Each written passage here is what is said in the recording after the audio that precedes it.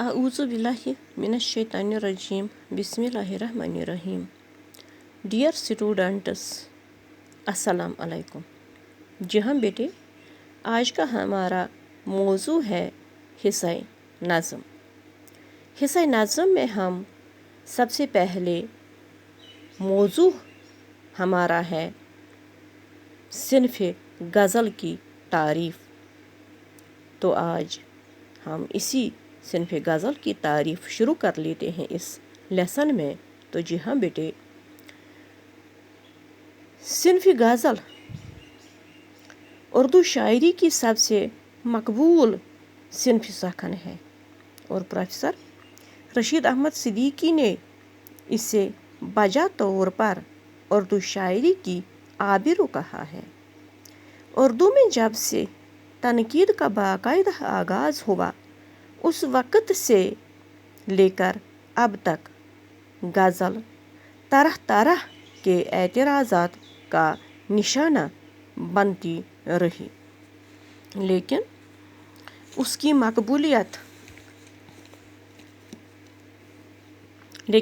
مقبولیت کم ہونے کے بجائے بڑھتی ہی گئی، اور یہ ثابت ہو گیا کہ غزل میں زمانے کے ساتھ بدلنے، ہر ضرورت کو پورا کرنے اور ہر طرح کے مضامین کو ادا کرنے کی صلاحیت موجود ہے. اور اب تو یہ بات روز روشن کی طرح عیاں ہے کہ اس صنف سخن کو کبھی زوال نہ ہوگا. غزل عربی زبان کا لفظ ہے اور اس کے لغوی معنی ہیں عورتوں سے باتیں کرنا یا عورتوں کے متعلق باتیں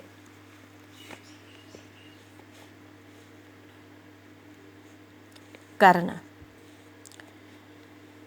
اس صنف کو غزل کا نام اسی لیے دیا گیا تھا کہ اولاً حسن عشق، خوبصورتی اور جوانی کی امنگوں کا ذکر ہی اس کا موضوع ہوتا تھا، لیکن تغیر زمانہ کے ساتھ ساتھ غزل کے موضوعات بھی بدلتے رہے اور غزل کا دامن وسیع سے وسیع تر ہوتا چلا گیا.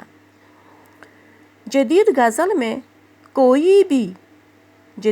میں کوئی بھی موضوع، ہر قسم کے جذبات اور خیالات بیان کیے جا سکتے ہیں. یعنی اب غزل کے موضوعات زندگی کی ہمہ گیر ہیں. غزل کے خصوصیات کیا ہیں؟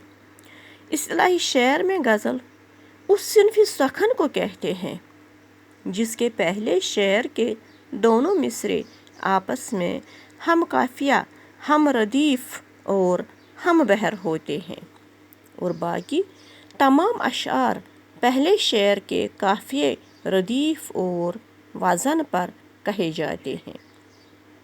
معنوی لحاظ سے غزل کا ہر شعر ایک مکمل اکائی ہوتا ہے اور ہر شعر کا معنی جداگانہ ہوتا ہے.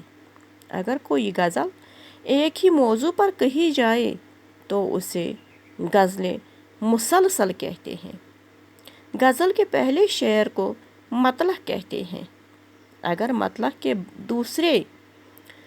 مطلع کے بعد دوسرے شعر کے دونوں مصرعے بھی آپس میں ہم قافیہ و ہم ردیف ہو تو اس کو حسن مطلع یا ذیب مطلع کہتے ہیں.